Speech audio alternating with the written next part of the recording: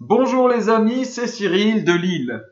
Exorcisme, démon, enfer, possession. Oh là là, tout cela est-il bien réel? Le premier sujet, est-ce que c'est réel? Et le deuxième sujet, qu'est-ce que cela nous apporte de le savoir? D'abord, est-ce que c'est réel? Ben oui, tout est réel là-dedans. Les possessions, les gens possédés par le démon, c'est avéré. Ça a été filmé, il y a des témoignages de tout temps qui prouvent cela. Les voix inhumaines, les voix dédoublées ou les voix même multiples qui sortent de certaines personnes. Les contorsions physiques impossibles à réaliser pour un être humain. Certains vont se plier dans certains sens dans lesquels on ne peut pas se plier. Même la peau qui peut se mettre à brûler.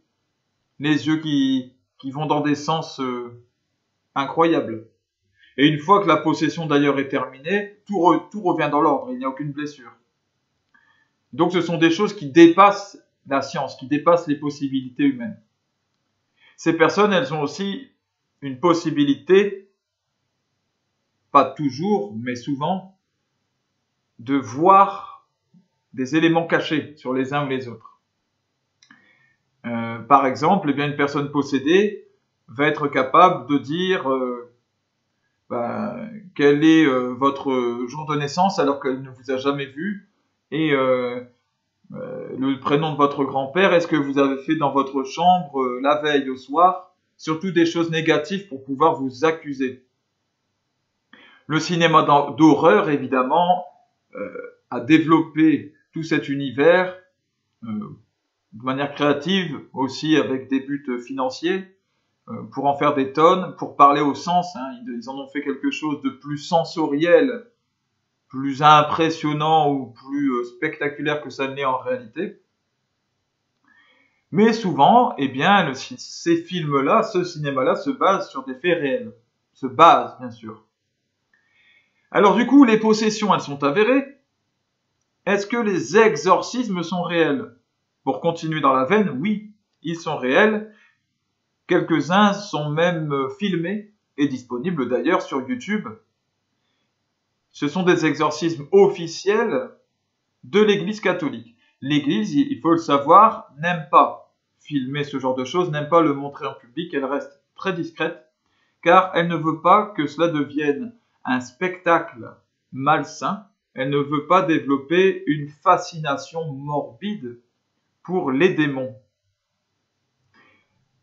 Alors, c'est pour cela que souvent ça reste tu. Mais n'empêche que les exorcismes sont filmés et sont bien réels. Si, du coup, maintenant, les possessions et les exorcismes, donc les délivrances, sont réels, logiquement, c'est que les démons existent. Et donc, que l'enfer est une réalité. Donc, si les démons existent, Satan existe. Les démons qui sont autour de lui, qui nous attaquent et qui sont auteurs du mal, etc., existent. Nier cela, c'est antichrist, c'est antichrétien. C'est une vérité fondamentale. L'enfer, les démons, les possessions, les exorcismes, tout cela existe. Mais il faut aller au bout du chemin et ne pas s'arrêter là pour ne pas se faire piéger comme un perdreau de l'année. Aller au bout du chemin, ça veut dire continuer. Ah, si le diable existe, ça veut dire que Dieu existe. Car le diable n'est pas créateur du monde, de l'univers, puisqu'il doit mener un combat pour essayer d'exister et pour essayer de posséder des gens. C'est bien qu'il y a un maître au-dessus de lui, qui lui gère ce monde, et contre lequel le diable s'est révolté. C'est donc, si tout cela est vrai, que la Bible dit vrai. Si les exorcismes fonctionnent à partir de paroles de la Bible, si Jésus-Christ à exorciser, à délivrer des personnes du démon, eh bien, c'est que ce qu'il dit de l'enfer dans la Bible est réel. C'est donc que la Bible est fiable, c'est-à-dire digne de confiance, qu'on peut s'y fier. C'est-à-dire que l'on peut se fier à la tradition de l'Église et à son magistère, c'est-à-dire à ses prêtres, aux enseignements qui y sont donnés.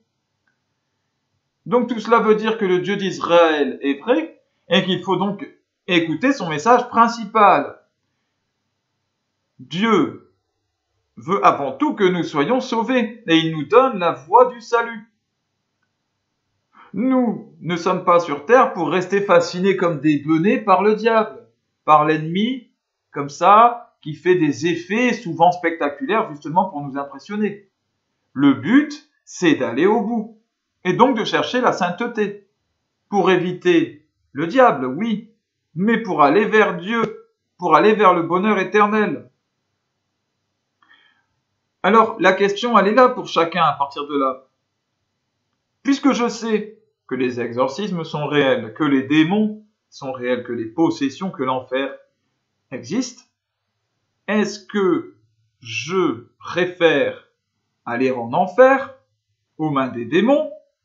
Un choix surprenant, mais il y a des satanistes, donc.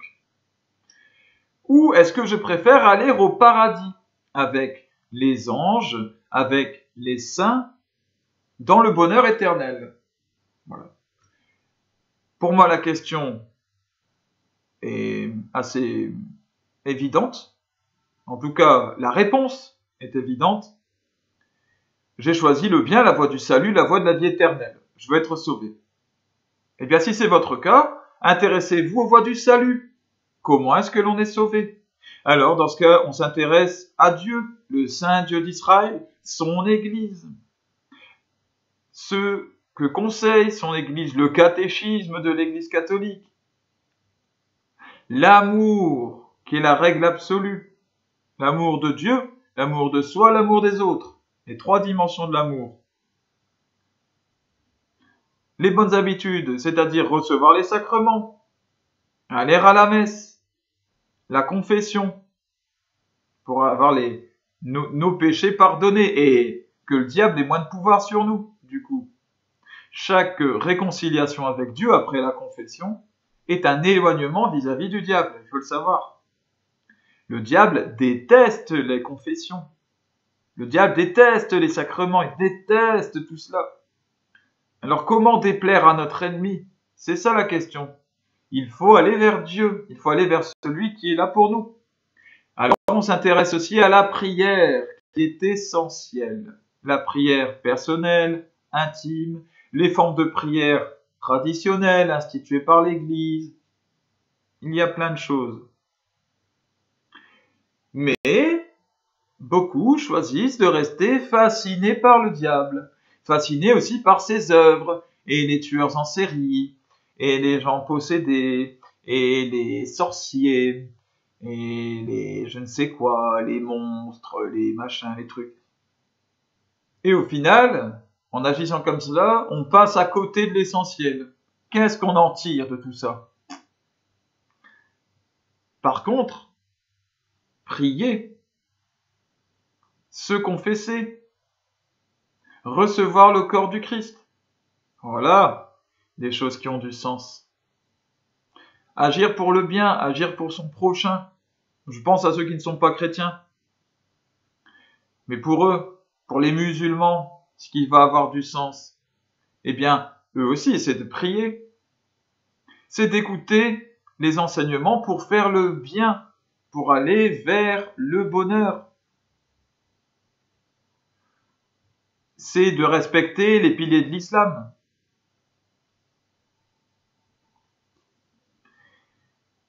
Mais malheureusement, dans ce monde, eh bien, ça, c'est beaucoup moins intéressant. Il suffit de regarder le nombre de vues des vidéos. Lorsque je titre sur des sujets religieux, lorsque je parle de la lumière et de la sainteté, oh là là, qu'est-ce que c'est casse-pied ces trucs-là. C'est rébarbatif et c'est gnangnan. Oh, les anges, les saints, la prière. C'est pas très intéressant. On l'a déjà entendu, on le sait tout ça. Ah, par contre, rock and roll, exorcisme, démon, enfer, possession. Ah, alors là, par contre, on clique, on écoute, on regarde ce qui se passe. Ben, c'est pas bien ça, en fait, c'est pas bien. C'est proprement humain, et moi-même, j'ai versé là-dedans, mais c'est nul. C'est nul. Le démon n'est pas digne de fascination. N'est pas digne que vous passiez du temps euh, à, euh, à, à, à essayer de le connaître. Non. Il suffit de le connaître rapidement, de connaître ses plans. Voilà, rapidement. Comme ça. Mais surtout, il faut connaître Dieu. C'est lui qu'il faut chercher à connaître. Et en étant avec Dieu, vous sentez tous les moments où vous vous en éloignez un petit peu. Et c'est à ce moment-là qu'il peut y avoir un danger. Mais tant que vous restez auprès de Dieu, il ne peut rien vous arriver. Et le seul moment où vous pouvez recevoir du mal, recevoir quelque chose qui vient de l'ennemi, ben c'est lorsque vous vous éloignez de Dieu. À aucun autre moment. C'est comme cela. Que le Seigneur vous bénisse, vous permette de désirer le bien, de désirer la sainteté, de désirer ce qui est pur, ce qui purifie, ce qui éclaircit l'âme, l'œil, le cœur. Et qu'il vous donne de jeter aux oubliettes les fascinations morbides, malsaines, même obscènes, pour toutes les œuvres du mauvais. À bientôt les amis.